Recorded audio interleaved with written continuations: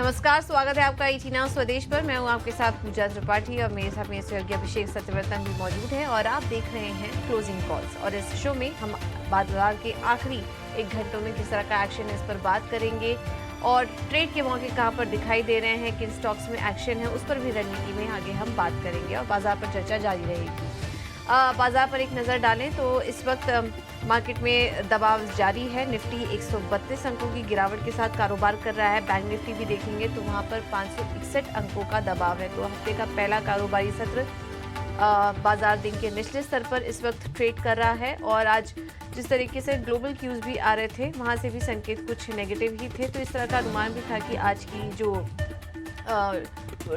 आज का जो ट्रेड है बाजार में वो यहाँ पर कमजोरी का ही देखने को मिल सकता है। चलिए अब आगे बढ़ते हैं। सबसे पहले आपको बता दें कि इस शो में क्या कुछ खास होगा। तो 2:35 पर हमारे साथ कुछ एक्सपर्ट जुड़ेंगे और उनसे समझेंगे क्लोजिंग ट्रेड्स आज के। 2:40 पर ऑप्शन के जरिए कमाई के मौके कहां पर नजर आ रहे हैं ये भी हम समझेंगे। ऑप्शन के चैंपियंस सेगमेंट में 2:50 पर हम आपको स्टॉक के बारे में बताएंगे जहां पर की खबर के चलते एक्शन देखने को मिल रहा है। इसके अलावा 3:05 पर एक्सप्रेस ट्रेड, 3:15 कुछ और भी ट्रेडिंग आइडियाज आपके सामने रखेंगे बीटीएसटी और एसटीबीटी के। और 3:20 पर आपको बताएंगे कि कल कौन कौन से अहम इवेंट्स होंगे जिस पर कि आपको नजर रखनी है। चलिए ये तो बात हुई कि क्या कुछ खास होगा शो में। अब नजर डाल लेते हैं बाजार की अब तक की बड़ी बातों पर। तो निफ्टी 22,370 के पास करीब 120 अंकों की गिरावट है इस वक्त निफ्टी में। और बैंक निफ्टी में भी कमजोरी हावी है। एचडीएफसी बैंक से काफी ज्यादा दबाव इस वक्त देखने को मिल रहा है और 550 अंकों की गिरावट इस वक्त बैंक निफ्टी में देखने को मिल रही है। आज टाटा ग्रुप के शेयरों में भी भारी गिरावट, पिछले काफी समय से एक्शन बना हुआ था लेकिन आज हम देख रहे हैं कि यहाँ पर दबाव है और सबसे ज्यादा गिरावट देखने को मिल रही है टाटा केमिकल्स के शेयर में। 10% ये स्टॉक आज टूट चुका है। इस पर हम आगे भी चर्चा करेंगे। इसके अलावा आज सरकारी बैंक, मेटल और टायर शेयरों की बात करें तो ये कुछ सेक्टर्स हैं जो कि आज कमजोर हैं। वहीं सपोर्ट थोड़ा बहुत मिल रहा है आज डिफेंस स्पेस से। जो फार्मा स्टॉक्स हैं वहां पर खरीदारी है, बाजार को थोड़ा संभाले हुए हैं। और फार्मा शेयरों में आज हम देख रहे हैं अच्छी बाइंग। जाइडस और सिप्ला जैसे स्टॉक्स आज तेजी के साथ कारोबार कर रहे हैं। तो ये रही बाजार की बड़ी बातें। लेकिन 125 अंक नीचे है निफ्टी और निफ्टी बैंक की बात करें तो 550 अंकों की भारी गिरावट है। दिन के निचले स्तर पर दोनों ही इंडेक्स ट्रेड कर रहे हैं। आज थोड़ा सा कंजम्पशन, थोड़ा सा फार्मा, इन स्टॉक से सहारा मिल रहा है। ब्रिटानिया, नेस्ले ये सपोर्ट कर रहे हैं। सिप्ला, अपोलो हॉस्पिटल से बाजार को सपोर्ट थोड़ा सा मिल रहा है। लेकिन दूसरी साइड पर अगर देखें तो जो बड़े वेटेज वाले जो शेयर हैं, SBI, HDFC bank, Kotak bank, IndusInd bank, यहाँ से पूरा का पूरा प्रेशर है। टाटा स्टील और टाटा कंज्यूमर के शेयर में भी आज हम देख रहे हैं कि टाटा ग्रुप के सारे जो शेयर्स हैं अधिकतर, क्योंकि ऐसी कोशिश चल रही है टाटा सन्स की तरफ से कुछ कॉर्पोरेट स्ट्रक्चर में बदलाव करे और शायद आईपीओ थोड़ा डिले हो या फिर उसकी ज़रूरत ही ना पड़े, इस टाइप की अभी भी कोशिशें चल रही हैं। हालांकि आईपीओ में राहत देने से आरबीआई ने इनकार ज़रूर कर दिया है टाटा सन्स को।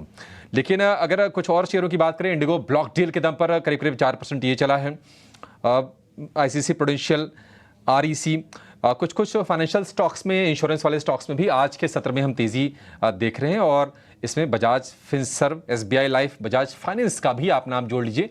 फाइनेंशियल और इंश्योरेंस स्पेस में जो शेयर आज चल रहे हैं। अपने एक्सपर्ट को जोड़ लेते हैं और उनसे समझते हैं कि आज के बाजार में आखिरी 1 घंटे में आपकी रणनीति क्या होनी चाहिए और कमाई के मौके कहां पर मिलेंगे। अंशुल जैन हमारे साथ हैं और नितिलेश पावस्कर भी हमारे साथ जुड़ गए हैं। थोड़ी देर में अविनाश गोरक्षकर भी शो में शामिल हो जाएंगे प्रॉफिट मार्ट सिक्योरिटीज़ की तरफ से। अंशुल जी, नितिलेश जी, आप दोनों का बहुत शुक्रिया, स्वागत है टीनो स्वदेश पर। शुरुआत अंशुल आपसे करना चाहेंगे। दिन के निचले स्तरों के आसपास बाजार है, क्या आपको रिकवरी देख रहे हैं अंशुल? और अगर किसी को अभी ट्रेड लेना हो तो क्या ट्रेड बन रहा है, निफ्टी में या फिर निफ्टी बैंक में? नमस्कार पूजा जी, नमस्कार अभिषेक जी। देखिए, मार्केट में आज काफ़ी हद तक प्रेशर बना हुआ है और इस प्रेशर का सबसे बड़ा कारण है बैंक निफ्टी और उससे भी बड़ा कारण है मिड कैप इंडेक्स, क्योंकि जब तक मिड कैप इंडेक्स में ट्रेमेंडस अमाउंट ऑफ प्रेशर बना रहेगा, निफ्टी बैंक निफ्टी में भी उसके रिपल इफेक्ट्स देखने के लिए मिलेंगे और आज वही हो रहा है। हालांकि निफ्टी अगर 75 मिनट्स चार्ट पे देखें तो सपोर्ट जोन के अंदर आया है और 15 मिनट के चार्ट पे वहीं से रिजेक्शन कैंडल की फॉर्मेशन हुई है। तो मुझे लग रहा है कि आखिरी 1 घंटे में बाजार में कुछ हद तक रिकवरी रहेगी। जो लेवल्स मैं अपसाइड में देख रहा हूँ 22,430 स्पॉट निफ्टी रहेगा और अगर इस लेवल को हम क्रॉस करते हैं तो प्रोबेबली डे एंड होते-होते हम 22,450 480 की रेंज भी टेस्ट कर लेंगे। बैंक निफ्टी रिलेटिवली वीक है, वहाँ भी सपोर्ट ज़ोन में रिजेक्शन कैंडल की फॉर्मेशन 15 मिनट पे ज़रूर फॉर्म हुई है, लेकिन उतनी स्ट्रेंथ और उतनी बड़ी रिजेक्शन कैंडल नहीं है कि मैं बाय इनिशिएट करूँ। हालाँकि 47,480 तक जा सकता है, बट ऑफ द टू अगर मुझे ट्रेड करना है तो निफ्टी में रिलेटिव स्ट्रेंथ बहुत अच्छी है। मैं यहाँ से निफ्टी लॉन्ग करना पसंद करूँगा। 22,430 और 22,480 ये 2 स्पॉट पे मेरे टारगेट रहेंगे। ठीक है, 22,430 और उसके बाद 50 पॉइंट और जोड़िए, 22,480 ये टारगेट्स अंशुल की तरफ से। लेकिन एकाएक बाजार में धड़ाधड़ कई सारी ब्लॉक डील्स हुई हैं आपकी स्क्रीन पर। जी एंटरटेनमेंट को, इसके अलावा टाटा ग्रुप में Tata steel, Tata power, TCS को लेकर कई सारे ब्लॉक डील हुए हैं। टीसीएस में जो खबर आई है कि करीब 16.5 लाख शेयरों के कई सौदे हुए हैं। टाटा स्टील में करीब करीब 4.5 लाख करोड़ शेयर की हाथ बदली हुई है। हालांकि टाटा ग्रुप के जो शेयर हैं वो कमजोरी के साथ ट्रेड कर रहे हैं। पीएनबी के को लेकर खबर आई है कि करीब उसमें 5.25 करोड़ के आसपास के शेयर्स एक्सचेंज हुए हैं। टाटा पावर में 3.5 करोड़ शेयरों की ब्लॉक डील हुई है। तो ये आप ज़रूर अपने फोकस में रखिए। जी एंटरटेनमेंट एंटरप्राइजेज में करीब करीब 1.25% की इक्विटी की हाथ बदली हुई है। तो बहुत सारे ये ब्लॉक डील्स ये हमारे फोकस में रहेंगे, इस पर हम व्यू भी लेंगे। लेकिन चलिए शुरुआत कर लेते हैं कि आपके लिए कमाई के मौके कहां पर बन गए हैं। श्रीकांत चौहान भी हमारे साथ जुड़ गए हैं। क्लोजिंग ट्रेड्स की करेंगे शुरुआत।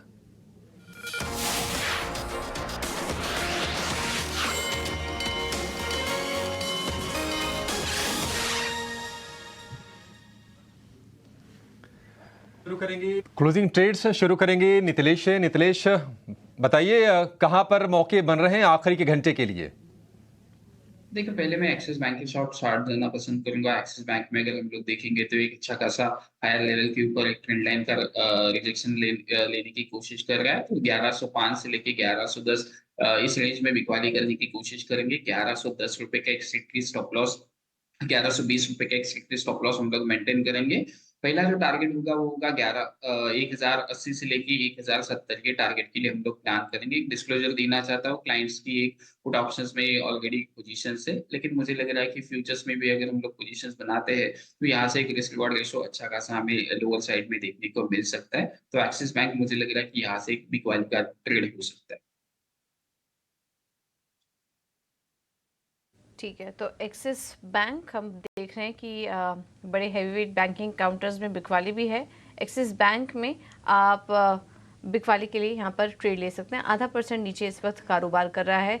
स्टॉप लॉस होगा 1120 का, टारगेट 1090 का। ये है ट्रेडिंग कॉल नीतिलेश जी की तरफ से। हमारे साथ कोटक सिक्योरिटीज से श्रीकांत चौहान भी मौजूद हैं। Shrikant, thank you so much समय देने के लिए टीना स्वदेश को। बताइए, आप अभी ट्रेड के मौके कहाँ देख रहे हैं? Good afternoon everyone. तो देखिए, मुझे लगता है कि इस पर्टिकुलर मार्केट में वैसे देखा जाए तो कई सारे स्टॉक्स में हमने अच्छा खासा करेक्शन देखा आज के दिन में। स्पेशली बैंक स्टॉक्स में हमने अच्छी खासी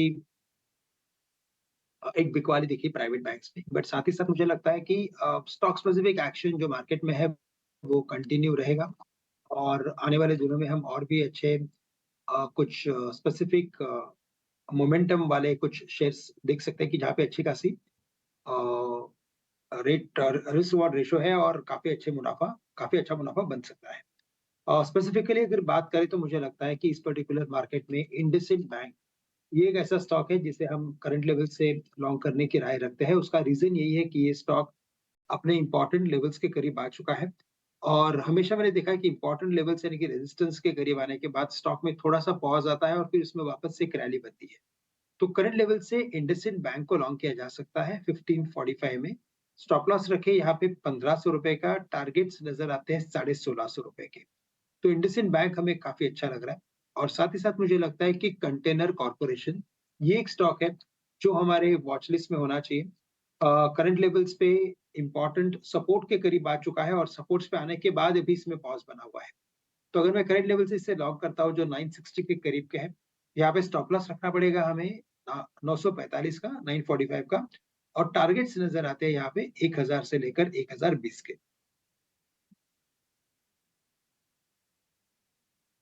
ठीक है, तो कंटेनर कॉर्प और इंडसइंड बैंक ये दो स्टॉक हैं श्रीकांत जी की तरफ से, दोनों में खरीदारी करने की सलाह। तो मौजूदा स्तर पर आप बाई करके चल सकते हैं इंडसइंड बैंक में 1650 के लक्ष्य के लिए, और कंटेनर कॉर्प में 1000 रुपये का लक्ष्य। लेवल और स्टॉप लॉस और टारगेट आपको बता दिया, आपकी स्क्रीन पर है। चलिए अंशुल से भी समझ लेते हैं। अंशुल, आपके ट्रेडिंग आइडियाज बताइए। देखिए अभी जैसे मैंने कहा कि मिड कैप और स्मॉल कैप शेयर्स में काफ़ी प्रेशर है, तो अब मार्केट में वो समय आ गया है जहाँ लार्ज कैप्स पे ज़्यादा फोकस होना चाहिए। पहला मैं बाय कॉल दूंगा इंडिगो पे। 6 हफ्ते का बेस ब्रेकआउट आया है, 6 हफ्ते की कंसोलिडेशन के बाद से आज ब्रेकआउट दिया है, तो 3210 3220 की रेंज में इसको बाई करके चलना चाहिए। 3180 रुपये का स्टॉप लॉस रहेगा और 3280 रुपये का टारगेट रहेगा। दूसरा बीटन डाउन जो इंडेक्स रहा है वो एफएमसीजी का रहा है, 7-8 हफ्ते कंटिन्यूअसली सेलिंग आई थी, उसके बाद से स्टेबलाइज होके अब स्टॉक्स थोड़े से ऊपर की तरफ मोमेंटम दे रहे हैं। तो दूसरा स्टॉक मैं देना चाहूंगा नेस्ले इंडस्ट्री का। 2620 रुपये में इसको बाई करना चाहिए। 2590 का स्टॉप लॉस रहेगा और 2670 रुपये का इसमें टारगेट रहेगा। अगेन टारगेट 2 से 3 दिन में अचीव किए जा सकते हैं।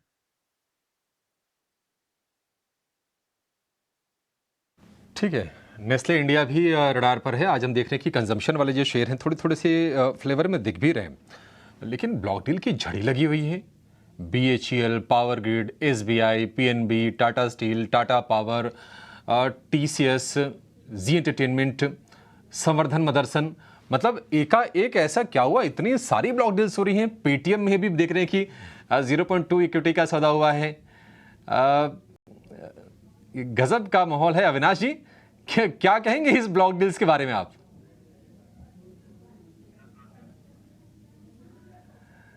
ठीक है, अविनाश जी से भी संपर्क नहीं हो पा रहा, उनको भी जोड़ने की कोशिश करेंगे। लेकिन वेदांता के, टाटा पावर के, एनटीपीसी के बहुत सारे आज ब्लॉक्स लगे हैं। लेकिन चलिए कुछ और स्टॉक्स पर जरा चर्चा कर लेते हैं और एक बार व्यू लेना चाहेंगे आपसे इंडिगो के शेयर पर। श्रीकांत जी, करीब 4% ऊपर ये शेयर कारोबार कर रहा है और ब्लॉक डील इसमें भी लगी है। ऐसी खबरें हैं कि राकेश गंगवाल ने अपनी 6% के आसपास की इक्विटी डाइल्यूट की है और 4% ऊपर अब ये शेयर कारोबार कर रहा है। हालांकि शुरुआत थोड़ी कमजोर हुई थी, आज हमने इसमें 3000 रुपये के आसपास के भाव देखे, वहां से करीब 200 रुपये रिकवर करके अब ये डे हाई के आसपास है। क्या करना है इसमें अभी? बिल्कुल, तो देखिए यहाँ पे सबसे बड़ी बात जो समझने की है वो यही है कि ये जो ब्लॉक डील्स हो रहे हैं, उसका सबसे बड़ा रीज़न यही है कि मार्च के महीने में फाइनेंशियल ईयर के क्लोजिंग के आसपास हमने ऐसे कई बार देखा है, कई सालों से देखा है कि बहुत सारे ब्लॉक डील्स होते हैं। किसी एक स्कीम में से निकल के किसी दूसरी स्कीम में वो शेयर्स चले जाते हैं, या तो किसी एक फैमिली अकाउंट में से निकल के किसी दूसरे फैमिली अकाउंट में शेयर्स जाते हैं, और इसी वजह से ऐसे ब्लॉक डील्स हमें देखने मिलते हैं।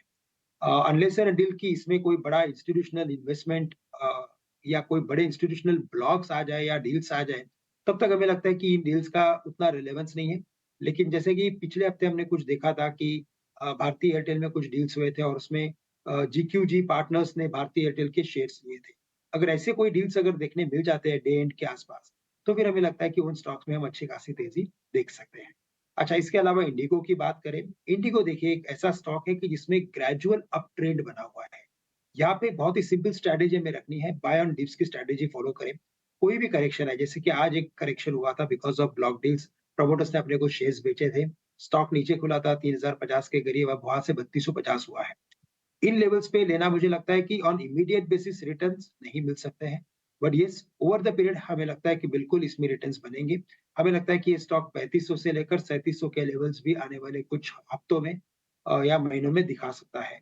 तो करंट लेवल से लेना है तो कम से कम 3 महीने का व्यू रखें, और यहाँ से अगर वेरी शॉर्ट टर्म व्यू रखना है तो मुझे लगता है कि करंट लेवल से अवॉइड।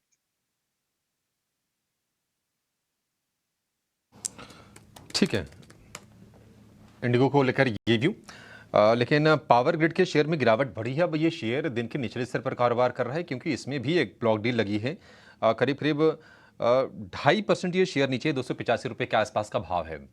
लोअर लेवल्स पर अंशुल, क्या पावर ग्रिड आप खरीदने की सलाह देंगे? कैसा लग रहा है स्ट्रक्चर आपको इसका? देखिए अक्षय जी, मंथली और वीकली चार्ट पे स्ट्रक्चर काफी पॉजिटिव है। केवल एक चीज नेगेटिव है, वो है लास्ट वीक की कैंडल बिफोर लास्ट वीक के ऊपर जाके नीचे रिजेक्ट करके क्लोज की है। और आज के सेशन में फॉलो थ्रू मूव मिल रहा है। तो इसमें एक शॉर्ट टर्म का करेक्शन स्टार्ट हुआ है, जो प्रोबेबली 5 टू 8 डेज़ लास्ट करेगा, जिसका टारगेट नीचे में 270, 273 की ज़ोन है। एग्रेसिव ट्रेडर हैं तो एक बार शॉर्ट इनिशिएट कर सकते हैं 273, 270 के लिए, और अगर थोड़ा-सा लंबा व्यू है तो 270 एक बाइंग ज़ोन होगा, वहाँ पे फ्रेश बाइंग करके ₹305 तक का टारगेट ले सकते हैं। तो एक्सट्रीम शॉर्ट टर्म ट्रेडर के लिए ₹10 शॉर्ट में मिल सकते हैं, बट बेटर है कि 270 के पास रिजेक्शन पे लॉन्ग करें 305 के लिए। ठीक है, तो 270 के आसपास आता है, फिर यहाँ पर आप खरीदारी कर सकते हैं। ऊपर की तरफ 305 के लेवल्स देखने को मिल सकते हैं। और हम देख रहे हैं कि ब्लॉक डील का ही इम्पैक्ट है इन शेयरों में दिखाई दे रहा है। एक के बाद एक हर स्टॉक्स में ब्लॉक डील हो रही है। वजह अभी आपको श्रीकांत जी समझा भी रहे थे।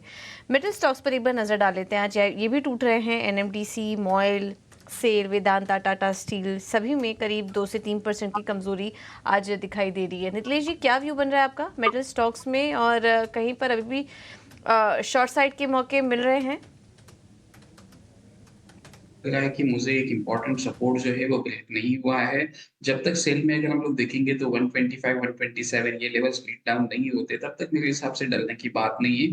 और टाटा स्टील में ऑलरेडी मैं लॉन्ग साइड का पोजीशंस 108 की लेवल से करते आ रहा हूँ और 140 के ऊपर भी बाइंग रिकमेंडेशन दिया है। तो मुझे लग रहा है कि 140 एक स्ट्रॉन्ग बेस फॉर्मेशन है टाटा स्टील के लिए। तो ये जब तक वायलेट नहीं होता है तब तक मुझे नहीं लगता है कि लोअर लेवल ओपन हो जाएँगे। कुछ भी डीप मिलता है 140 के आसपास तो वो लेने की कोशिश करिए। 138, 137 ये आपका स्ट्रिक्टली स्टॉप लॉस फॉलो करना चाहिए।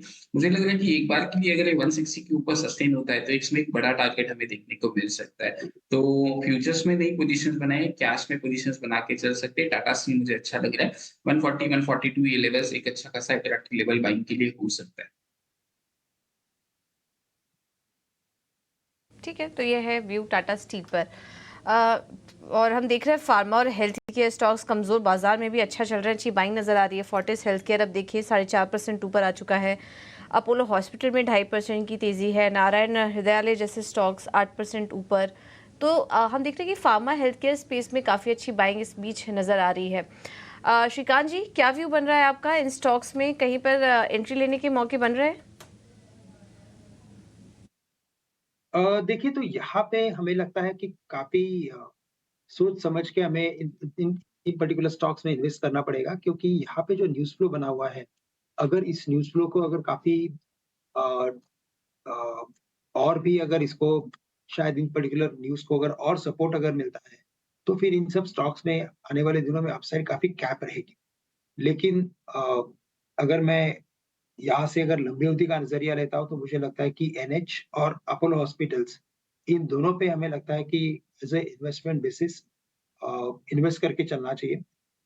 अपोलो हॉस्पिटल्स हमें लगता है कि 6500 या 6600 के लेवल्स दिखा सकता है, और नारायण हृदयालय की अगर बात करें, तो यहाँ पे भी हमें लगता है कि 1100 से लेकर 1400 की रेंज है।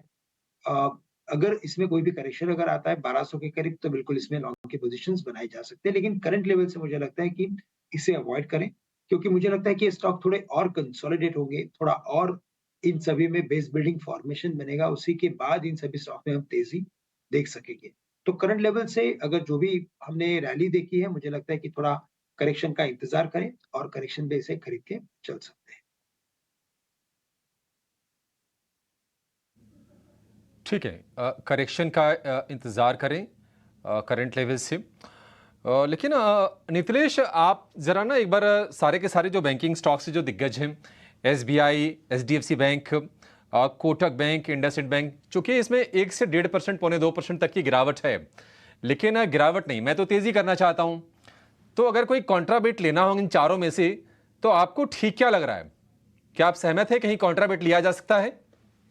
देखो, कॉन्ट्राबैंड के लिए मैं कोटक बैंक के साथ जाना पसंद करूंगा, लेकिन कोटक बैंक में हायर लेवल के ऊपर 1750, 1760 ये लेवल के ऊपर जाके थोड़ा सा एक मोमेंटम इसमें स्लो डाउन हो जाता है। लेकिन अगर ये फिर से अगर 1750 ये लेवल के ऊपर ये सस्टेन होता है, तो डेफिनेटली एग्रेसिव बाइंग में कोटक बैंक में जाना पसंद करूंगा। लास्ट में मैंने कहा था 1720, 1725 ये लेवल के ऊपर सस्टेन होता है, तो 1770, 1780 ये लेवल्स देखने को मिल सकते हैं। लेकिन अभी के लिए 1750 आसपास एक इंपॉर्टेंट लेवल है। इसको अगर ये निकाल देता है तो डेफिनिटली कोटक बैंक में लॉन्ग करके चलना चाहिए। फिर हायर लेवल के ऊपर ये 1900 से लेके 1950 ये मिनिमम टारगेट हमें देखने को मिल सकते हैं। 1710 आपका एक स्टॉप लॉस होना चाहिए। बाकी बैंक्स मुझे लग रहा है कि हायर लेवल से एक प्रॉफिट बुकिंग देखने को मिल सकता है। एसबीआई में पर्सनली मैंने क्लाइंट्स को सुबह ही शॉर्टिंग अपॉर्चुनिटी के लिए ट्रेड ओपन करवाया है। तो एक लॉन्ग करना है तो कोटक बैंक मुझे अच्छा लग रहा है, लेकिन 1750 के ऊपर एक बेस्ट बाइंग हो सकता है। कोटक महिंद्रा बैंक में फ्रेश बाइंग आप करके जा सकते हैं। इस बीच एक के बाद एक ब्लॉक डील्स और उसका एक्शन भी हम आपकी स्क्रीन पर एक एक करके दिखा रहे हैं। एक छोटा सा ब्रेक ले लेते हैं उसके पहले, लेकिन जाते जाते आपको एक अहम जानकारी दे देते हैं। अदानी ग्रीन एनर्जी ने खावड़ा रिन्यूएबल एनर्जी पार्क में 1000 मेगावाट क्षमता को कमीशन कर दिया है। कंपनी में 12 महीने के भीतर ही प्रोजेक्ट पूरा किया है, जो देश में सबसे तेजी से पूरा होने वाला प्रोजेक्ट है। कंपनी अगले 5 साल में खावड़ा में 30,000 मेगावाट की रिन्यूएबल क्षमता स्थापित करेगी।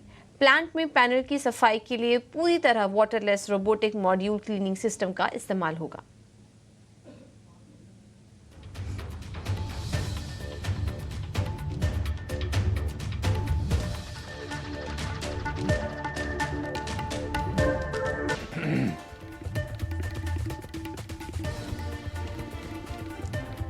ब्रेक के बाद आपका फिर से स्वागत है। बाजार में गिरावट है, लेकिन एक रेंज का ही बाजार है। निफ्टी है 100 अंक नीचे और निफ्टी बैंक की बात करें तो 450 अंकों की गिरावट हम निफ्टी बैंक में देख रहे हैं।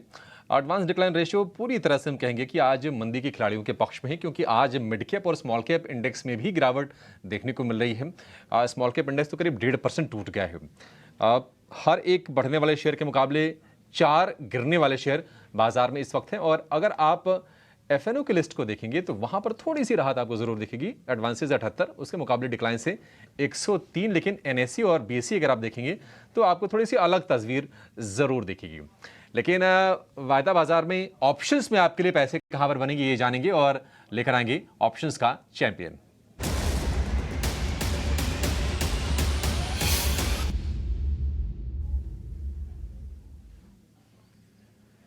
FivePaisa.com के रुचित जैन हमारे साथ जुड़ गए हैं। रुचित, बहुत शुक्रिया आपका समय देने के लिए। बताइए ऑप्शंस में क्या ट्रेड करना है, कैसे बनेंगे पैसे? जी, वेरी गुड आफ्टरनून।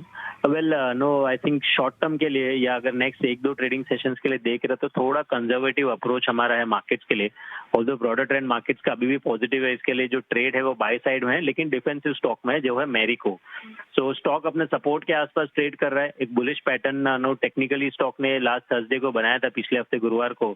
तो यहाँ पे हमें लग रहा है कि डाउन साइड काफी लिमिटेड है। अगर मार्केट्स में थोड़ी वॉलेटिलिटी रहती है तो भी ये स्टॉक रिलेटिवली सेफर लग रहा है। तो 510 का कॉल ऑप्शन जो 10 रुपए के आसपास ट्रेड कर रहा है वो यहाँ पे खरीदारी कर सकते हैं। 5.5 का स्टॉप लॉस रख के 18 रुपए के अराउंड के टारगेट्स के लिए।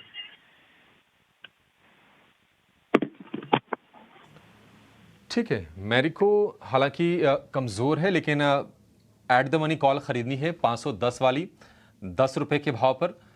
लक्ष्य 18 रुपए, स्टॉप लॉस 5.5 रुपए, अधिकतम मुनाफा 9,600, अधिकतम नुकसान आधे से थोड़ा सा ज़्यादा 5,400 ये प्रति लॉट के ये आपको प्राइसेस दिए गए हैं। 509 रुपये 85 पैसे है मैरिको का भाव। रुचित, बहुत शुक्रिया आपका समय देने के लिए और ये शेयर सुझाने के, ये स्ट्रेटजी हमारे दर्शकों को सुझाने के लिए। आगे बढ़ेंगे और आज हम देख रहे हैं कि केमिकल वाले स्पेस में तेज़ी है। इसी स्पेस की अगर बात करें तो पिडिलाइट में हम देख रहे हैं करीब करीब 2% के आसपास की बढ़ोतरी यहाँ पर हम देख रहे हैं। आप ज़रा बताइए नितलेश, पिडिलाइट 2% ऊपर है, क्या ये और ऊपर जाएगा? किस तरह का आपको स्ट्रक्चर दिख रहा है, क्योंकि लगातार हम तीसरे सत्र में अच्छी तेजी देख रहे हैं पिडिलाइट में आज। जी, पिडिलाइट में अगर हम लोग देखेंगे तो एक अच्छा खासा ब्रेकआउट ट्रेड कर रहा है, क्योंकि इसको मैं कंटिन्यूअसली ट्रैक कर रहा था। ये 2700 रुपए के ऊपर ट्रेड नहीं कर रहा था, तो मुझे लग रहा है कि यहाँ से एक मोमेंटम और इसमें देखने को मिल सकता है। छोटा सा एक स्टॉप लॉस जरूर मेंटेन करें 2880 के आसपास का, और ऊपर में मुझे लग रहा है कि एक बार के लिए 3000 के ऊपर ये ट्रेड करेगा। लेकिन अगर स्टॉप लॉस हिट करके फिर से अगर कुछ गिरावट आती है 2460 से लेके 2700, तो वो रेंज होगा, वो फिर से एक बाइंग वाला ही रेंज होगा, क्योंकि ये स्टॉक ने एक बढ़िया ब्रेकआउट की तैयारी की है और मुझे लग रहा है कि स्टॉक एक बढ़िया मोमेंटम के साथ चलना चालू कर देगा, क्योंकि हायर लेवल के ऊपर अगर हम लोग देखेंगे तो 2022 2023 की जो हाईज है उसके ऊपर अभी ये निकलने की कोशिश कर रहा है। तो 2880 के स्टॉप लॉस के साथ इसमें आप लॉन्ग करके चल सकते हैं, लेकिन क्वांटिटी थोड़ा सा कम करें क्योंकि मार्केट एक हायर लेवल के ऊपर है। तो 2880 का आपका स्टॉप लॉस होना चाहिए।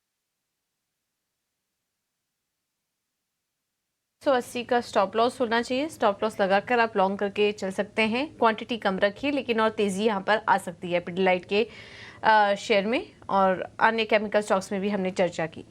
लेकिन फोकस में है आज टायर स्टॉक्स भी, और टायर शेयरों में आज हम गिरावट देख रहे हैं। काफ़ी सारी वजह हैं इसके पीछे, जिस कारण हम आज कमज़ोरी है। जेके टायर देखिए, सीएट, अपोलो टायर्स, सभी में आज वीकनेस देखने को मिल रही है। तो इस गिरावट की वजह क्या है, ये समझ लेते हैं। अभिषेक से समझ लेते हैं कि आज टायर शेयरों में इतनी कमज़ोरी देखने को क्यों मिल रही है। अभिषेक बताइए।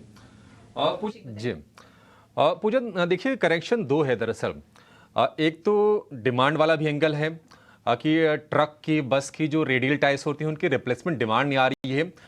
ये तो परेशान कर ही रहा था कंपनीज को, और अब चूंकि डिमांड जब नहीं आ रही है तो कंपनीज ने ना दामों में कटौती की है।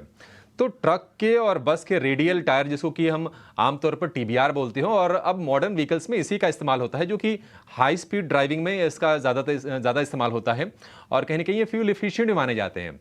इसका चलन बढ़ भी गया रेडियल टायर का।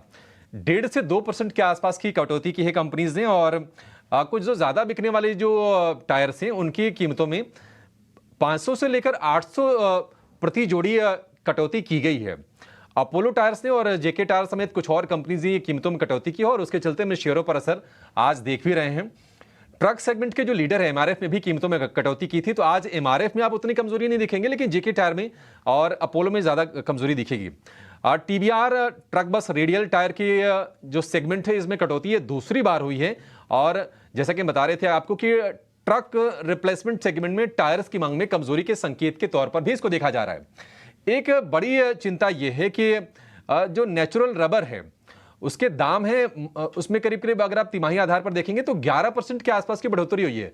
तो कहीं ना कहीं कॉस्ट ऊपर गई है, डिमांड स्लो डाउन हुई है, और नोमुरा का मानना है कि अगर ये प्राइसेस सस्टेन करते हैं अगर नेचुरल रबर के ऊपर, तो Q1 FY25 उसके मार्जिन में करीब 1% के आसपास की कंपनीज की गिरावट आ सकती है।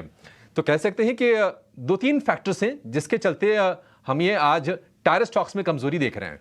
बिल्कुल, तो मांग में कम काफी सारी कंपनियों ने 1.5 से 2% कीमतों में कटौती की, और इसमें एमआरएफ जो कि सेगमेंट का लीडर है, जेके टायर्स, अपोलो टायर्स जैसी कंपनियां भी शामिल है जिन्होंने कीमतों में कटौती की है। इस वजह से आज हम देख रहे हैं कि इन तमाम स्टॉक्स में गिरावट आज है। श्रीकांत जी, टायर शेयरों पर क्या नज़रिया बन रहा है आपका? ये जो वीकनेस आ रही है, आगे की चाल कैसे देख रहे हैं आप, और किसी कंपनी में आप ट्रेड करने के मौके देख रहे हैं? देखिए, तो बिल्कुल टायर कंपनीज के जो जितने भी शेयर्स हैं, हमने उनमें एक स्पेसिफिक फॉर्मेशन देखा है। इन सभी स्टॉक्स ने मल्टीपल हाइज किए हैं, या तो मल्टीपल रेजिस्टेंस लेवल से उन्होंने यू टर्न लिया हुआ है। और जो फंडामेंटल रीजन अभी जैसे बात कर रहे थे कि टायर प्राइसेस, जो रबर केमिकल्स होते हैं या तो जो रॉ मटेरियल होते हैं, उनके दामों में अच्छी खासी बढ़ोतरी हुई है। अगर ऐसा ही अगर रहा तो मुझे लगता है कि ये सेक्टर के लिए थोड़ी और दिक्कतें पैदा हो सकती है। तो करंट लेवल से तो मैं कहूँगा कि आप for the time being tyre company से दूर रहिए। जब तक ये अपने प्रीवियस हाइज़ को क्रॉस नहीं करते, जैसे कि अपोलो टायर्स है, वो जब तक 558 के लेवल्स को क्रॉस नहीं करता, तब तक हमें लगता है कि स्टॉक थोड़ा प्रेशर में रह सकता है। 499 या 500 के करीब अभी ट्रेड कर रहा है। ये स्टॉक वापस से एक बार 470 के लेवल्स दिखा सकता है। साथ ही साथ हमें लगता है कि सीएट में भी अच्छा खासा करेक्शन आने वाले दिनों में आ सकता है, और ये भी स्टॉक एक बार 2650 के करीब जो ट्रेड कर रहा है, वो 2500 या 2450 के करीब जा सकता है। तो करंट लेवल से हमारी राय यही रहेगी कि आप टायर स्टॉक से फॉर द टाइम बीइंग दूर रहिए। राइट, तो दूर रहने की सलाह है।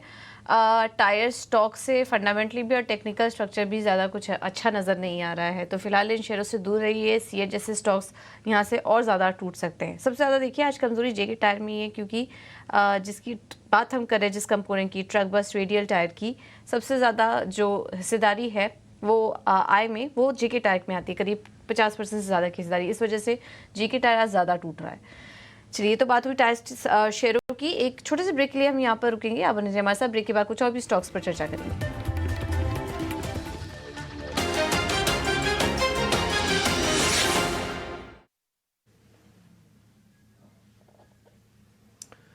बाजार में एक छोटी सी रिकवरी की कोशिश जरूर हो रही थी, लेकिन वो कोशिश रंग नहीं ला पाई और फिर से निफ्टी इस वक्त दिन के निचले स्तरों के आसपास ही है।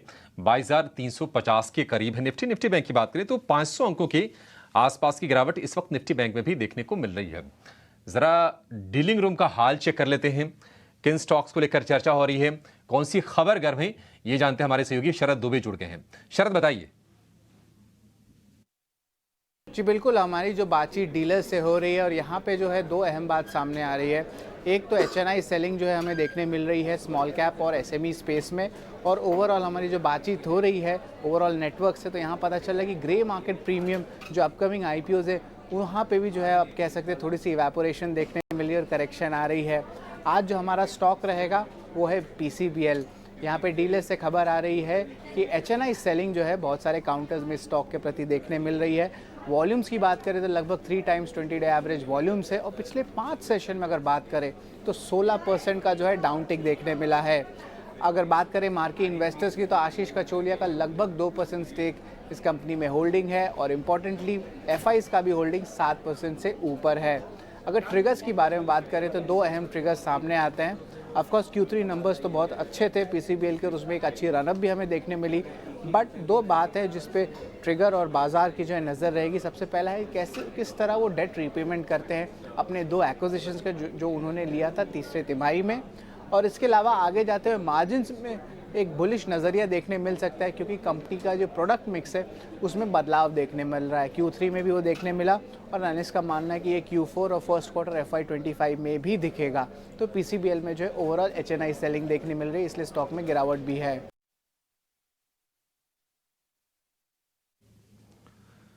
ठीक है, तो एचएनआईज की बिकवाली के चलते आज वॉल्यूम भी औसत से 3 गुना ज़्यादा है। इसके चलते हम देख रहे हैं कि पीसीबीएल यानी कि फिलिप्स कार्बन ब्लैक लिमिटेड के शेयर में कमज़ोरी है। 7% ये शेयर टूटा हुआ है। इस पर ज़रा एक व्यू ले लेते हैं। आप इस पर बताइए अंशुल, पीसीबीएल यहाँ से किस तरह की चाल आप देख रहे हैं? देखिए अभिषेक जी, वीकली चार्ट पे स्टॉक टॉप्ड आउट लग रहा है। यहाँ पे वीकली चार्ट पे मल्टीपल रिजेक्शन कैंडल के बाद फॉलो थ्रू मूव नीचे की तरफ मिल रहा है। Immediate support on the down side 230 के आसपास है, तो इमीडिएट टारगेट 230 का रहेगा। 230 के राउंड से अगर रिजेक्शन बनता है तो फ्रेश बाइंग बनेगी, लेकिन अगर 230 निकलता है तो फिर 205 पे मेजर सपोर्ट है मंथली चार्ट पे। तो 205 और 230 के बीच का फिलहाल के लिए मूव दिख रहा है, तो 230 के आसपास प्रॉफिट बुक कर लेनी चाहिए। अगर ऊपर से कहीं शॉर्ट है, वैसे एफ&ओ में नहीं है तो शॉर्ट नहीं कर सकते। नहीं, 230 के आसपास रिजेक्शन बनता है तो एक बार बाइंग ट्राई कर सकते हैं। ठीक है, 230 के आसपास आए तो एक बार इसमें बाइंग कर सकते हैं। वोडाफोन को ज़रा स्क्रीन पर लेके आइए, क्योंकि हम देख रहे हैं कि शेयर में 3-3.5% के आसपास की गिरावट है। 18 रुपये के हमने भाव देखे, अब 14 रुपये के नीचे का ये शेयर हो गया है।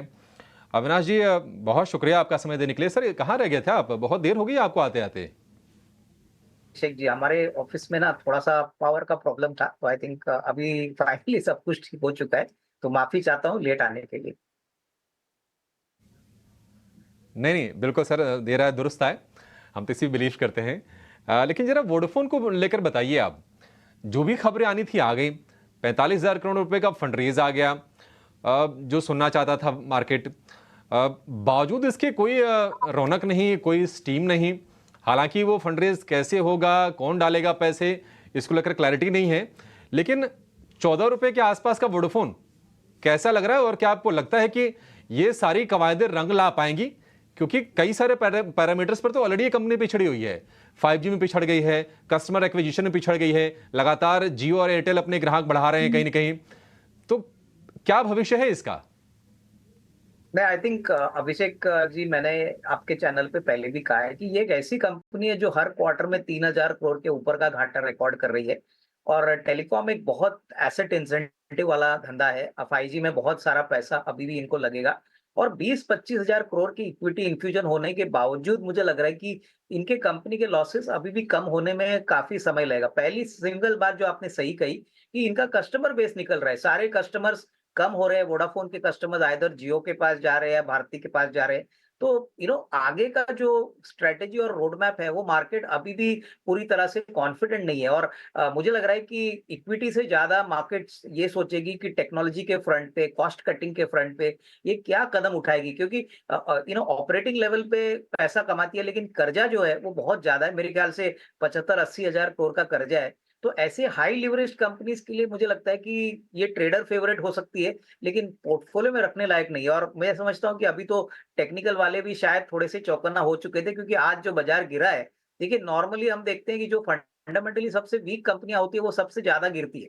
अभी आपकी डिस्कशन फिलिप्स कार्बन ब्लैक पे हो रही थी, मुझे लग रहा है कि इसमें बाउंस बैक जरूर आ सकता है, क्योंकि मोनोपोली बिजनेस है, कार्बन ब्लैक में इनकी मार्केट लीडरशिप है। लेकिन वोडाफोन की बात करें तो पेशेंट अभी भी आईसीयू में है, और मुझे नहीं लगता है कि कोई बड़ा इंप्रूवमेंट आपको अगले 2-3 क्वार्टर के लिए आएगा। तो यहाँ से जिन्होंने भी थोड़ा बहुत पैसा बनाया, मेरे ख्याल से एक बार निकल जाए, क्योंकि ऐसी कंपनी में कोई बड़ी रीरेटिंग आने की संभावना at least short to medium term में लग नहीं रहा है। ठीक है, तो ये है सलाह वोडा आइडिया पर, और 3% नीचे इस वक्त ये स्टॉक कारोबार कर रहा है आज के दिन। लेकिन बाजार पर भी नज़र डालेंगे तो वहाँ पर भी वीकनेस बड़ी है। निफ्टी अब 170 अंक नीचे आ चुका है और 22,320 के पास कर रहा है कारोबार। बिकवाली आई और अब देखिए निचले स्तर पर निफ्टी कारोबार कर रहा है। बैंक निफ्टी में भी देखेंगे तो यहाँ पर भी करीब 480 अंकों की वीकनेस इस वक्त देखने को मिल रही है। लेकिन ऐसे में भी कुछ स्टॉक्स हैं जहां पर की बाइंग नज़र आ रही है। इसमें SBI लाइफ में देखिए हल्की फुल्की बाइंग यहां पर नज़र आ रही है, करीब 1.5% ऊपर ये स्टॉक है। अंशुल जी, क्या सलाह होगी आपकी SBI लाइफ में? क्या कोई ट्रेड देख रहे हैं BTST या STBT के तौर पर? देखिए पूजा जी, इसमें वीकली चार्ट पे लास्ट वीक में एक रिजेक्शन कैंडल की फॉर्मेशन हुई थी और मार्केट में भी वीकनेस है। तो फिलहाल हम इसको अवॉइड करके चलेंगे at least on the long side. लेकिन इसमें शॉर्ट ट्रेड भी नहीं बन रहा है, क्योंकि 3 दिन के हाईस के ऊपर ब्रेकआउट लेके चला है। तो मैं इसको अवॉइड की लिस्ट में डालूंगा। फिलहाल ना लॉन्ग ट्रेड दिख रहा है ना शॉर्ट ट्रेड दिख रहा है, बट बायस थोड़ा सा बुलिश है क्योंकि 3 दिन का हाई तोड़ा है। तो शॉर्ट तो एटलीस्ट अवॉइड करना चाहिए, लेकिन फ्रेश लॉन्ग बहुत अच्छा कोई दिख नहीं रहा है। तो फ्रेश लॉन्ग तो फिलहाल नज़र नहीं आ रहा है, लेकिन जिनके पास है वो होल्ड कर सकते हैं। लेकिन फोकस अब थोड़ा करते हैं टाटा ग्रुप के शेयरों पर भी, क्योंकि आज हम देख रहे हैं लगातार एक तेजी का सेशन देखने के बाद पिछला पूरा हफ्ता हमने देखा टाटा ग्रुप के शेयर एक्शन में थे, लिस्टिंग की खबरें निकल कर आ रही थी, लेकिन अब वहां पर मुनाफा वसूली देखने को मिल रही है, क्योंकि ओवर द वीकेंड कुछ डेवलपमेंट भी हुए हैं। तो क्या वजह है इस गिरावट की? इस पर पूरा एक अपडेट, पूरा एनालिसिस लेकर हमारे साथ शरद जुड़ चुके हैं। पहले उनसे खबर समझ लेते हैं, फिर अविनाश जी से समझेंगे कि टाटा ग्रुप के शेयरों में क्या करें। शरद, बताइए। जी बिल्कुल, दिन के ट्रेड में जो है टाटा ग्रुप स्टॉक्स में जो है भारी गिरावट देखने मिली, स्पेशली टाटा केमिकल्स जहाँ पे 10% से ज़्यादा का जो है डाउनटिक देखने मिला। आप Tata powers, Tata Motors, Tata steel, सारे स्टॉक्स में जो है सेलिंग प्रेशर आई है। ऑफ कोर्स लास्ट वीक हमने देखा था कि टाटा के ओवरऑल मार्केट कैप है ग्रुप स्पेसिफिक, वो जो है लगभग 90,000 करोड़ ऐड किए गए थे। लेकिन इसका जो इम्पोर्टेंट रीज़न ये है कि जो सोर्सेज बता रहे 18 और स्वदेश को कि RBI ने टाटा सन्स की जो रिक्वेस्ट है, कुछ एग्जेम्पशन जो टाटा ग्रुप होल्डिंग को चाहिए था IPO के लिए, उसकी खारिज कर दी है उसकी बात को। और इम्पॉर्टेंटली देखा जाए तो RBI के रूल्स के बारे में बताओ तो सितंबर 2022 को टाटा सन्स को NBFC अपर लेयर का जो है कोर इन्वेस्टमेंट कंपनी वो मान रहे थे, और इसके कारण जो RBI रेगुलेशन का रूल है उसके हिसाब से कंपनी को जो है शेयर्स को लिस्ट करना होगा सितंबर 2025 को, यानी कि नेक्स्ट ईयर सितंबर के महीने में। अब टाटा सन्स जो है एक्सपेक्ट कर रहे हैं कि थोड़े ऑप्शंस देख रहे हैं जहाँ पे कॉर्पोरेट रिस्ट्रक्चरिंग कर सकते हैं, ताकि उनके IPO की प्रोसेस में अड़चने या बाधा नहीं आए। और आगे जाते हुए अगर ये रिस्ट्रक्चरिंग रिवैम्प होती है टाटा सन्स, तब जो है ओवरऑल IPO की लिस्टिंग में जो है और जो सेबी की तरफ से रिलैक्सेशन से नॉर्म्स वो भी मिल सकती हैं। तो इसके कारण जो है हमने देखा कि जो टाटा ग्रुप स्टॉक्स है, स्पेशली टाटा केमिकल जो 40% भागा था, वहाँ पे आज भारी गिरावट देखने मिली है। और इम्पॉर्टेंटली यही इम्पॉर्टेंट कारण है जहाँ पे टाटा ग्रुप स्टॉक्स में मुनाफा वसूली देखने मिल रही है।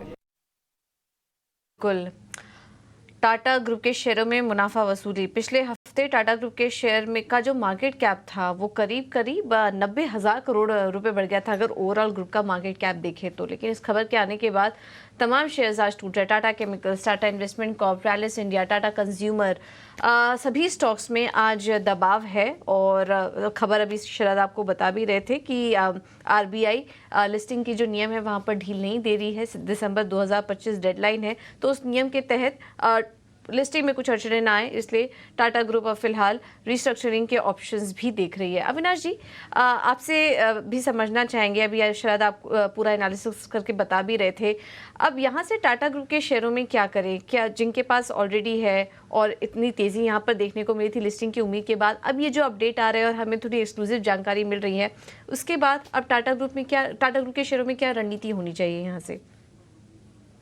मुझे लग रहा है कि देखिए टाटा ग्रुप स्टॉक्स में जो स्टॉक्स हमको पसंद है उसमें एक तो टाटा मोटर्स और इंडियन होटल्स है। हमको लग रहा है कि ये न्यूज़ अगर आती भी नहीं और अगर मार्केट इन स्टॉक्स को अभी काफ़ी अच्छी तरह से पिटा चुका है, तो यहाँ पे खरीदने के मौके समझने चाहिए। मुझे लग रहा है कि टाटा मोटर्स काफ़ी वेल पोज़िशन्ड है, जेएलआर का धंधा बहुत मजबूती से चल रहा है, डोमेस्टिक इलेक्ट्रिक व्हीकल का बिज़नेस बहुत अच्छी तरह से चल रहा है।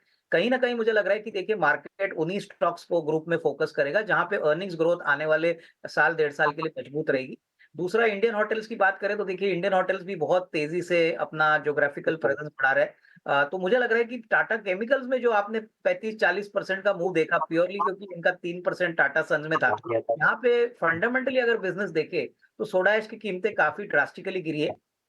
और यही इनका मेन बिज़नेस है। तो मुझे लगता है कि टाटा केमिकल्स में हो सकता है कि और भारी गिरावट आए, क्योंकि फंडामेंटली अभी भी काफ़ी महँगा लग रहा है। बट टाटा मोटर्स और इंडियन होटल्स मुझे लग रहा है कि अगर आपको अगले साल, डेढ़ साल का नज़रिया लेके काम करना है, तो ये गिरावट का एक अच्छा मौका है आपको इन पोर्टफोलियो को इंक्लूड करने के लिए। मुझे लगता है कि देखिए फंडामेंटल्स वापस पिक्चर में आएँगे, तब मेरे ख्याल से ये दोनों स्टॉक्स जल्दी से री-रेट होंगे। बाकी स्टॉक्स में मुझे लगता है कि थोड़ा-सा इन्वेस्टर्स को थोड़ा-सा रुकना चाहिए क्योंकि ये टाटा सन्स की खबर पहले तो काफ़ी अच्छी चली थी, लेकिन अभी ये थोड़ी-सी अटकलें होने के कारण हो सकता है कि मार्केट्स डेफिनिटली इसको थोड़ा-सा एक नेगेटिव सरप्राइज़ मान के आज बिकवाली का प्रेशर आपको दिख रहा है।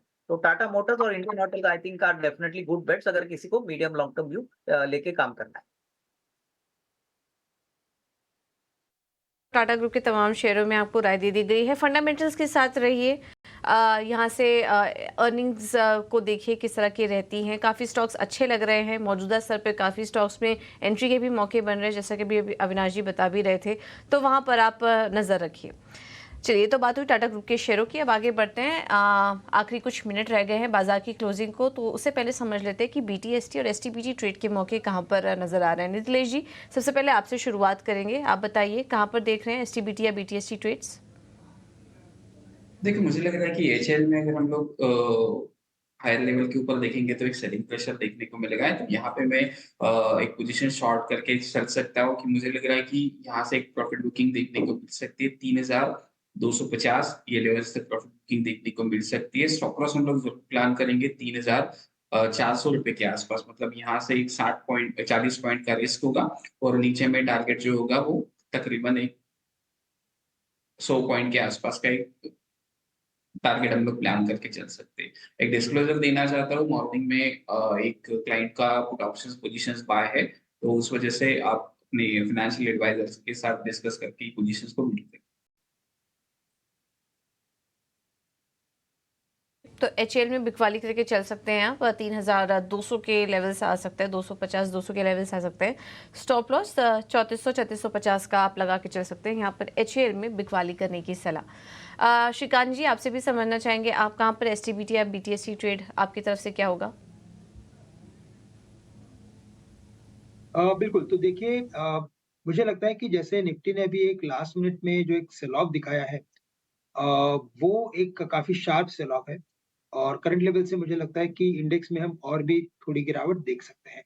यानी कि अभी जो निफ्टी है जो 22,320 330 के करीब ट्रेड कर रहा है, ये लगभग वापस से एक बार 22,200 250 के करीब जा सकता है। तो करंट लेवल से मुझे लगता है कि कोई एसटीबीटी का ट्रेड लिया जा सकता है। स्टेट बैंक ऑफ इंडिया को शॉर्ट करके चलें, 772 के करीब अभी ये ट्रेड कर रहा है। करंट लेवल से अगर इसे शॉर्ट करते हैं तो जो नेक्स्ट लेवल्स नज़र आते हैं वो तकरीबन 750 के हो सकते हैं, 755 के भी हो सकते हैं। तो 755 के टारगेट्स के लिए करंट लेवल से स्टेट बैंक ऑफ इंडिया को शॉर्ट करें। स्टॉप लॉस यहाँ पे रखें 780 रुपए। तो 80 का स्टॉप लॉस लगाएं एसबीआई में और 755 होगा पहला टारगेट, उसके नीचे गिरा तो 750 के लेवल्स आ सकते हैं एसबीआई में। बैंक निफ्टी में अब देखिए कमजोरी, 550 अंकों की गिरावट आ चुकी है। निफ्टी 22,300 के पास आ चुका है, 300 के लेवल को कहीं ना कहीं होल्ड करने की कोशिश कर रहा है, देखना होगा, लेकिन दिन के निचले स्तर पे आ चुका है निफ्टी भी। तो कमजोरी बढ़ी है इस वक्त बाजार में। निफ्टी 50 में से 34 शेयर्स यहाँ पर गिरावट के साथ कारोबार कर रहे हैं। अंशुल जी, आपसे भी समझना चाहेंगे कहाँ पर देख रहे हैं आप एसटीपीटी या बीटीएसटी ट्रेड्स, कहाँ लेना चाहिए? देखिए पूजा जी, शो के स्टार्ट में मैंने कहा था कि यहाँ से मार्केट बाउंस बैक कर सकता है और 22,420 हमारा टारगेट रहेगा। 22,410 तक का हाई बना, उसके ऊपर अगर क्लोजिंग आती तो मैं मार्केट को बुलिश मानता, लेकिन वहीं से रिजेक्शन लेके मार्केट नया लो बनाया है। तो यहाँ से अब लग रहा है कि चूंकि 22,420 रिजेक्ट हो चुका है लोअर डिग्री चार्ट्स पे, नीचे में 22,220 तक के टारगेट ओपन होते हुए दिख रहे हैं निफ्टी में, इसलिए शॉर्ट साइड में रहना ज्यादा वाइबल रहेगा। एमसीएक्स में वीकली चार्ट पे टॉपिंग आउट पैटर्न लग रहा है, 4 हफ्ते के कंसोलिडेशन को नीचे में ब्रेकआउट दे रहा है, तो यहाँ पे एसटीबीटी करके जा सकते हैं। एमसीएक्स में 35.25 का भाव चल रहा है, यहाँ पे शॉर्ट करना चाहिए। 35.55 का स्टॉप लॉस रहेगा और 34.60 से 34.50 के बीच के टारगेट लेके चलने चाहिए।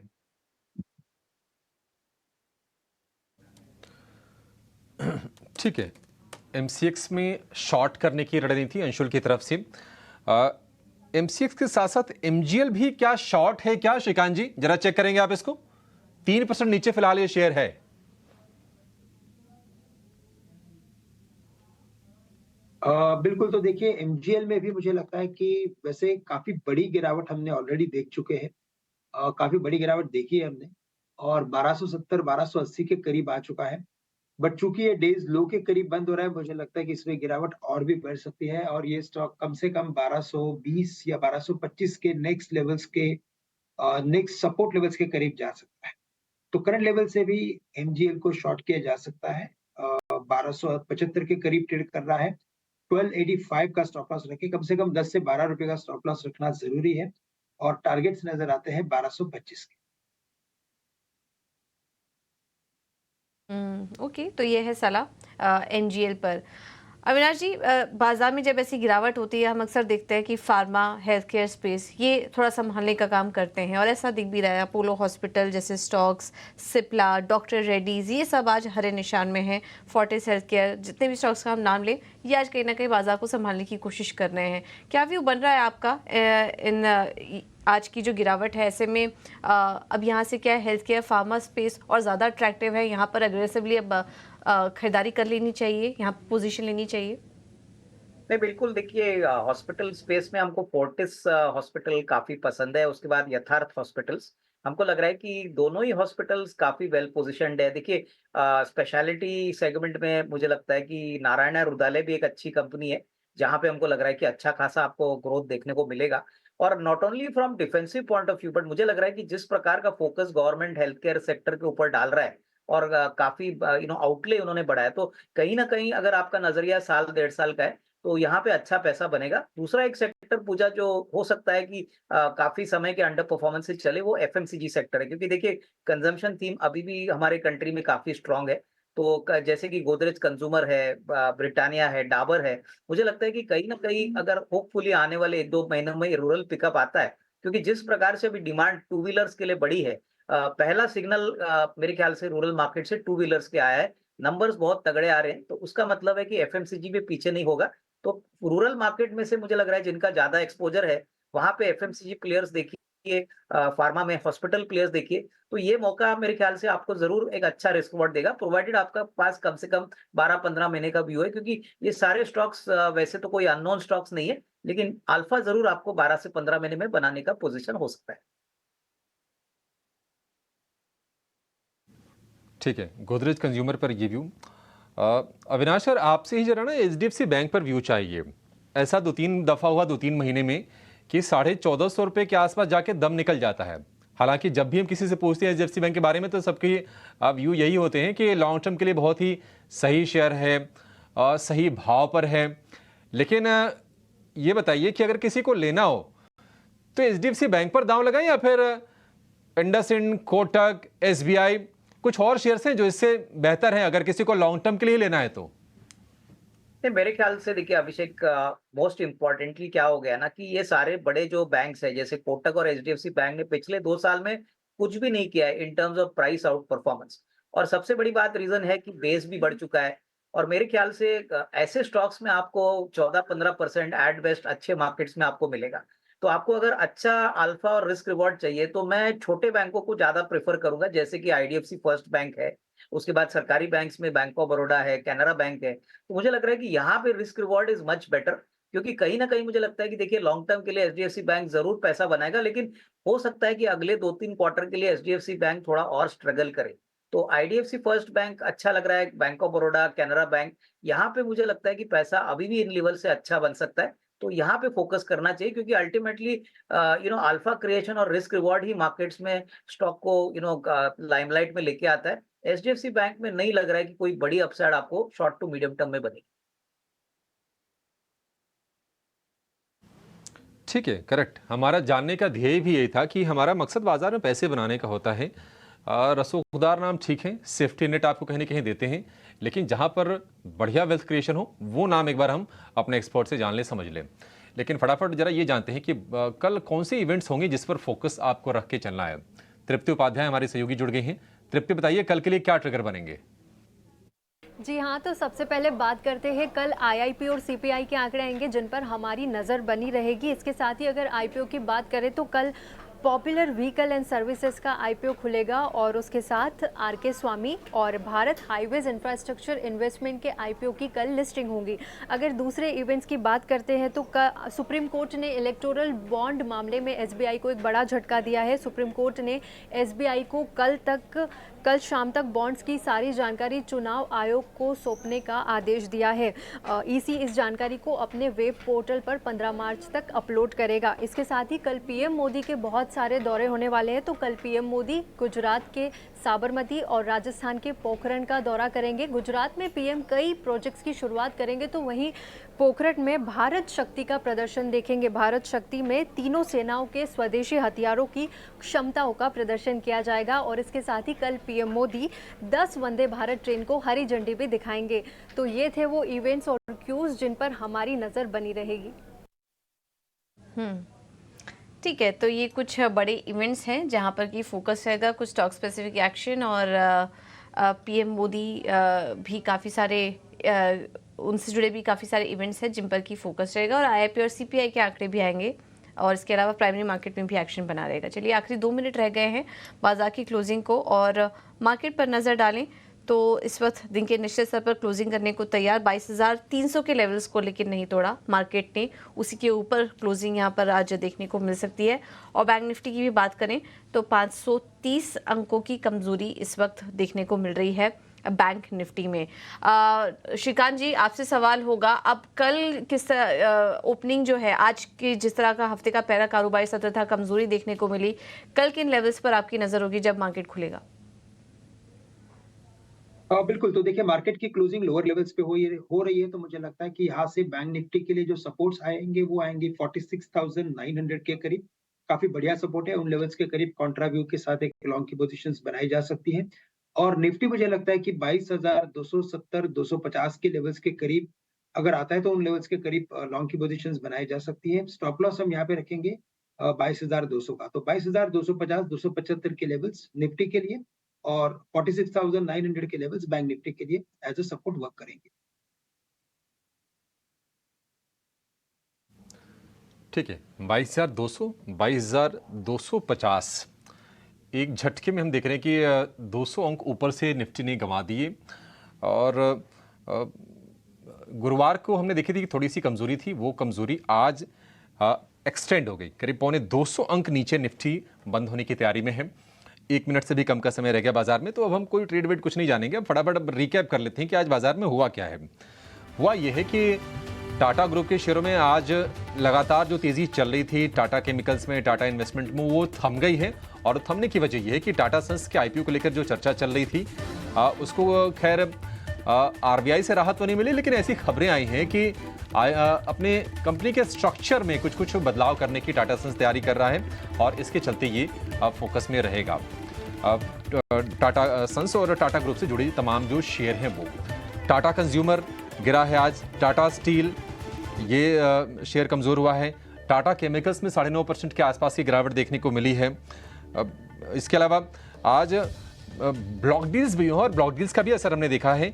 इंडिगो में करीब 4% के आसपास की तेजी रही। राकेश गंगवाल ने ऐसी खबरें आई हैं कि करीब 5.25% के आसपास इक्विटी उन्होंने कंपनी में अपनी बेची है। हालांकि हमने ब्लॉक डील के बाद शेयर को चलते हुए देखा है, 4.25% के ऊपर ये शेयर बंद हुआ है। इंश्योरेंस स्टॉक्स में आज हमने एक्शन देखा है, आईसीआईसीआई प्रूडेंशियल हो या फिर एसबीआई लाइफ हो, ये तमाम शेयर चले हैं। और इंश्योरेंस के साथ साथ हॉस्पिटल्स और फार्मा वाले स्टॉक्स में भी आज हमने एक्शन देखा। अपोलो हॉस्पिटल हो गया या फिर सिप्ला, डॉक्टर रेड्डीज, ये तमाम शेयर चले हैं।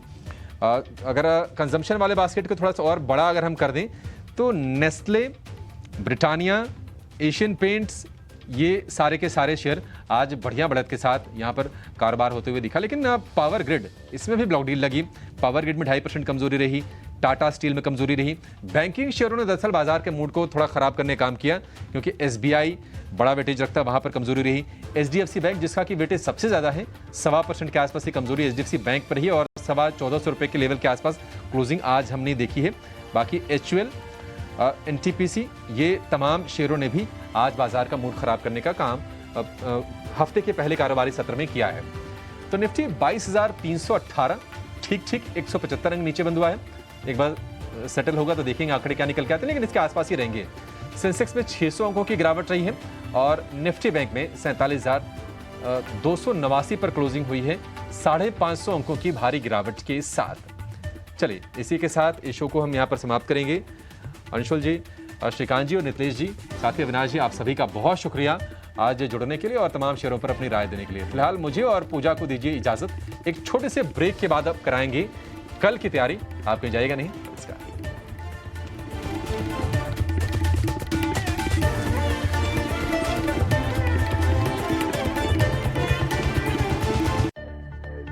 मैं हूं